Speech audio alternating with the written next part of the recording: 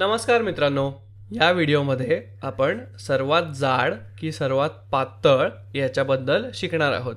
तर आपला एक मित्र इथे आहे, त्याचं नाव आहे आकाश आणि आकाश त्याच्या बॅगेमध्ये पुस्तकं भरत आहे। ठीक आहे, तो एका शाळेच्या ट्रिपवर चाललाय आणि त्याला वाचण्यासाठी एक गोष्टीचं पुस्तक पाहिजे, पण त्याच्या बॅगेमध्ये खूप कमी जागा शिल्लक आहे। तर तो विचार करतोय, मी कुठलं पुस्तक बॅगेमध्ये भरू, कुठलं पुस्तक माझ्या बॅगेमध्ये बरोबर मावेल। तर त्याच्याकडे ना ही 3 पुस्तकं आहेत, ए, बी आणि सी। ही 3 पुस्तकं त्याच्याकडे आहेत। तर तो बघत आहे की याच्यातलं कुठलं पुस्तक पातळ आहे आणि कुठलं पुस्तक जाड आहे। तर आपण बघूया की ही जी 3 पुस्तकं आहेत त्याच्यामधलं सगळ्यात पातळ पुस्तक कुठलं आहे आणि सगळ्यात जाड कुठलं आहे। तर बघा, हे ए जे पुस्तक आहे हे पुस्तक त्याच्या हातामध्ये सहज मावतंय आणि त्याला कमी जागा लागते आहे आणि ते सगळ्यात पातळ पुस्तक आहे। त्याच्या पानांची जर संख्या तुम्ही बघितली तर इथूनच तुम्हाला समजतं की हे एक पातळ पुस्तक आहे।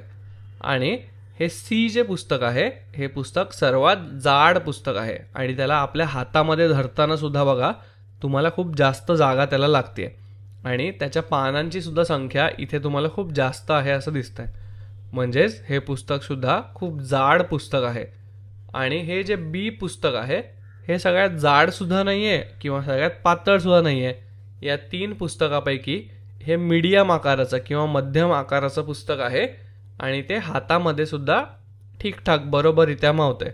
तर या पुस्तकांमधलं ए हे सर्वात पातळ पुस्तक आहे आणि सी हे सर्वात जाड पुस्तक आहे, हे आपण बघितलं।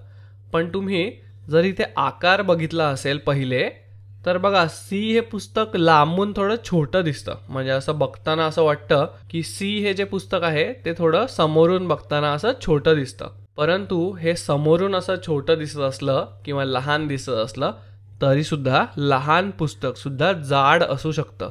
म्हणजेच आपण कसं बघितलं ते की ते आपण असं हातात पकडून बघितलं आणि हातात पकडून बघितल्यानंतर आपल्याला काय सापडलं तर त्या पुस्तकाची जी आतली बाजू आहे किंवा त्याच्या आतल्या पानांची जी संख्या आहे किंवा त्याची आतल्या बाजूची जी जाडी आहे ती अशा प्रकारे खूप जास्त आहे आणि ते हातात धरताना सुद्धा आपल्याला नीट धरता येत नाहीये। म्हणजेच लहान पुस्तक सुद्धा जाड असू शकतं, हे आता आपण बघितलं। आणि अशाच प्रकारे आकाशला त्याच्या बॅगेमध्ये क्रेयॉन किंवा खडू सुद्धा भरायचे। ठीक आहे, आणि आता त्याला बघायचं आहे की कुठला खडू हा जाड आहे आणि कुठला खडू पातळ आहे। तर त्याच्याकडे ना अशा प्रकारे पुन्हा 3 आकाराचे खडू आहेत। आता इथे तुम्हाला काय दिसतंय की सगळ्यात जाड खडू कुठला आहे आणि सगळ्यात पातळ कुठला आहे, मला विचार करून सांगा बरं। तर आपण बघूया की हा जो लाल खडू आहे हा लाल खडू त्याच्या बोटांमध्ये खूप जागा घेणारा खडू आहे। म्हणजे बघा, त्याला हातात धरायला खूप अशी जागा लागते, त्याच्यामुळे हा खडू सर्वात जाड खडू आहे। आणि हा खडू बघा निळा, हा खूप कमी जागा घेणारा खडू आहे किंवा तो आपल्याला दिसतोय की हा पातळ आहे आणि बोटांमध्ये सहज मावतोय, त्याच्यामुळे हा खडू सर्वात पातळ खडू आहे असं आपण म्हणू शकतो। आणि मग हा पिवळा खडूला आपण काय म्हणू तर हा सगळ्यात जाड आणि सगळ्यात पातळ या दोघांच्या मध्ये असणारा खडू आहे। त्याच्यामुळे तो जाडही खूप जास्त नाही आहे आणि पातळही खूप जास्त नाही आहे, तो मध्यम आकाराचा खडू आहे।